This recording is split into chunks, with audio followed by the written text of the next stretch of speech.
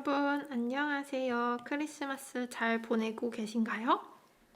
메리 크리스마스를 한국어로도 메리 크리스마스라고 해요. Or you can say 크리스마스 잘 보내세요. 잘 보내세요. 보내다 means to spend time, to spend a day. And 세요 is obviously the polite form, right? 세요 ending.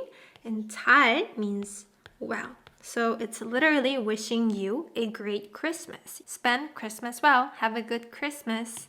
And 크리스마스 is obviously the Korean pronunciation of Christmas, but we also have another word for Christmas, which is 성, 탄, 절. And as you guys know, many Korean words stem from Chinese characters. And if you don't understand what that means, you can think of many English words coming from Latin words. There are many Latin-based words, right? And same in Korean. So there are many Sino-Korean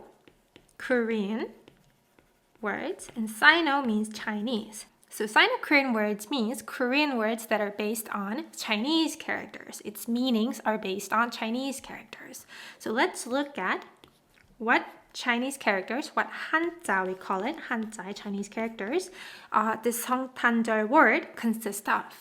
So this 성, guys, this 성 comes from this Chinese character, which means holy, and 탄 comes from this Chinese character, which means birth, and 절 comes from this Chinese character, which is used as a day or festival. So 성탄절 literally means holy birthday. So let's look at 성, this character first. 성. If you say 성경, it means a holy book. So kyung is also a Sino-Korean word that is used to refer to a book that is quite old. The book that comes down generation after generation. So 성경 means holy book, and it means Bible. And also if you say 성스럽다, 성스럽다, this would mean to be, this is an adjective that means to be holy. And 스럽다, this word is used in many adjectives. So for example, if you say 자연스럽다, 자연 means nature. So it's kind of like saying it resembles nature. So this adjective means to be natural. If you describe something as 자연스럽다, you mean it's natural. Oh, 한국어가 자연스럽네요. Your Korean is very natural. 자연스러워요. 자연스러워요. And 성스럽다 as well. It's like holy, so it means to be holy. 성스럽다. And of course, not all 성 comes from this Chinese character that means holy. Some 성 comes from this Chinese character, which means to become. So these are used in words like 성공, which means success, or 성인. And in, this is also a Sino-Korean word, which we're going to learn soon. And 성인 means a person that has become, so it means an adult, a legal adult. So if you are above 20 years old in Korea, you are considered 성인. So 20 years old in Korean age is 18 plus years old in Western age system. I think I told you guys about the age system difference between Korea and the rest of the world, and I'll link the video down below. And depending on which 한자 it comes from, 성인 has another meaning. If you say 성인, literally would mean a holy person. This is a Chinese character that means person, and you can actually remember it easily if you think of a person walking. It kind of looks like two legs, right, with a body. So I think you guys can easily remember this character that means person. So 성인 means a holy person, so it means saint. And there are many different people who are recognized as saints all over the world. But in Korea, there are two saints whose birthday we celebrate and made a public holiday, national holiday. And those two saints include, obviously, 예수. And so 예수 is a Korean pronunciation of Jesus. And we usually put 님 after 예수. And 님 is a word put after someone's name to show respect to them. 예수님, 예수님. And the second person is 석가모니. And 석가모니 is the Korean name of Gautama Siddhartha, who founded Buddhism. And actually, according to the research that I have done, 석가모니 comes from the Sanskrit word Shakyamuni. So 석가모니 is a Korean pronunciation of Sanskrit word Shakyamuni. So that's how the name became 석가모니. And 석가모니 is one of the Buddhas, right? And for Buddha, we call 부처. 부처. For Buddha, we call 부처. And just like we call 예수 예수님, also for Buddha, we call him 부처님 to show like respect to them. 부처님. So for Jesus' birthday, obviously we call 성탄절, holy birthday. And for Buddha's birthday, which is also another national holiday in Korea, we say 부처님 오신 날. So to break this down, 날 means day, and 오시다 is an honorific verb of 오다, right? So 오다 means to come. So 오시다 would also mean to come, except that it's an honorific form. And 부처님, we learned that it means Buddha, right? And this 니은 받침 here, past tense modifier form of verb, right? So it makes this verb into a past modifier form. So it would literally mean the day when Buddha came. So 부처님 오신 날 is the official name of Buddha's birthday in Korea. However, this name used to be something else. So it was revised in 2018, but before that, we call it something else, which was 석가탄신일. 석가탄신일. And as you guys can guess, this 석가 comes from 석가모니. 석가모니 is the name of Gautama Siddhartha, the person who founded Buddhism.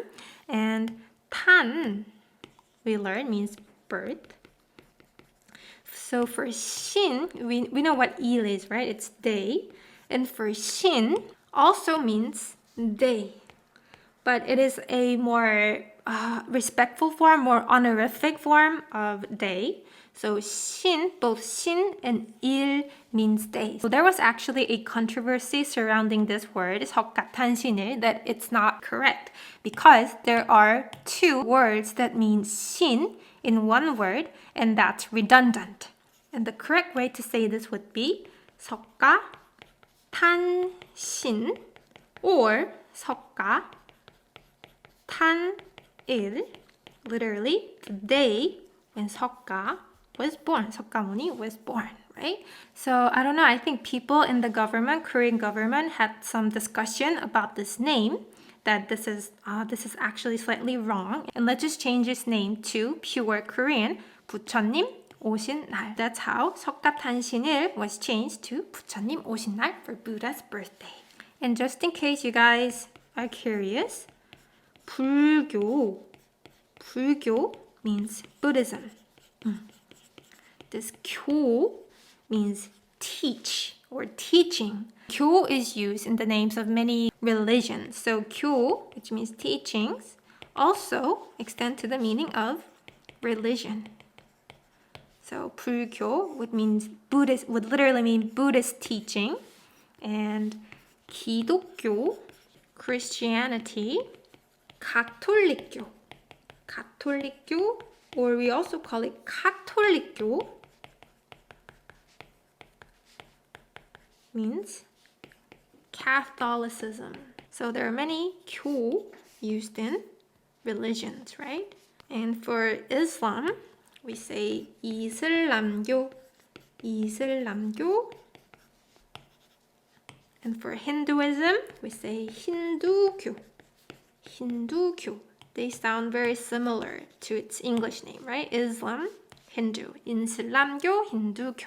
So Q's original meaning is teaching, but it also extends to the meaning of religion. And since 탄 means birth, we say 탄생하다 to mean to be born. 탄생하다. And 탄생 itself can also be used as a noun that means birth.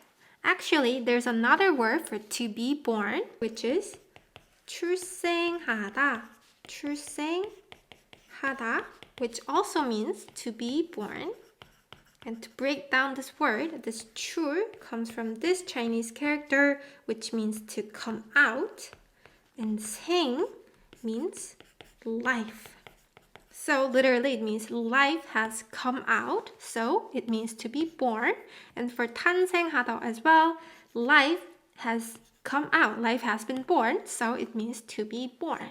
Actually, 탄생하다 is kind of like an honorific form of 출생하다. So usually when we're celebrating a baby's birth, we don't say 출생 축하해요. 출생 축하해요. 축하해요 means congratulations. Let's put 아기의. 아기의 출생 would mean the baby's birth, right? But we rather say 아기 탄생 축하해요. Because when a baby is born, we consider that's a new life, right? And we consider new life valuable. So we usually use 탄생 when we're celebrating a baby's birth rather than 출생. And 출생 and 탄생 are both Sino-Korean words, but there's also a pure Korean word that is like used more often in like casual daily conversation, which is 태어나다, which means to be born as well, but this is pure Korean word. So if you say 아기가 어제 태어났어요, this would mean the baby was born, right? Because it's past tense. The baby was born yesterday. 아기가 어제 태어났어요. You can say 아기가 어제 탄생했어요. But like I said, when you use 탄생, it sounds more like a celebratory word. So if you just want to describe the event that a baby was born, then you can just go with 태어났어요, and it will sound more casual. And if you want to celebrate, congratulate on a baby's birth, then you can use 아기가 탄생했어요. 아기 탄생 축하해요. Something like that. And since 생 means birth, we say 생일 for birthday. So 생일 means birthday. And when you want to say happy birthday, when you want to wish someone happy birthday, you can say 생일 축하해요. 축하해요. It literally means congratulations on your birthday. And because of consonant assimilation here, they changed to 크. 생일 축하해요. Also, we learned that 신 is a word, honorific word of 일, right? So 생신 is used to refer to a birthday of someone that we want to show respect to, usually someone who are senior citizens or your grandparents. So I wouldn't say 오늘 할머니 생일이에요. 오늘 할머니 생일이에요. But I would rather say 할머니 생신이에요, because 할머니 is definitely a lot older than me. So it sounds more natural to say 생신. And let's move on to the last Chinese character, 절. 절.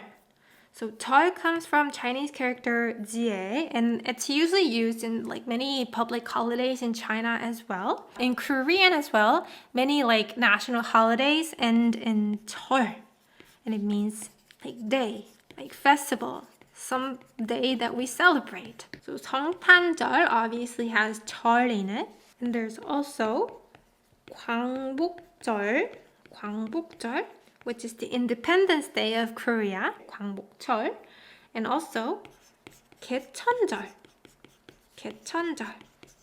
Literally means open sky. So it's a day when the sky was open, and it's a day to celebrate the foundation of 고조선, which is the name of the country in Korean Peninsula back in BC 2333. It's like a very long time ago, right? There's also another public holiday called 3일절, and this 3 means 3, this 1 means 1. So 3일절 is March 1st, literally 3월 1일. And it's a national holiday where we commemorate the independence movement in March 1st, 1919. So if a day ends in 절, you can see that it's one of the Korean public holidays. Okay, so that's everything that I have for today's vocabulary lesson. And I organized all the words that we learned in the PDF file, which I shared on my website, and I'll link it in the description box. And you guys can consider this my Christmas gift, 성탄절 선물, to you guys. And thank you so much for studying with me, and hopefully I see you in my next lesson. Bye, guys!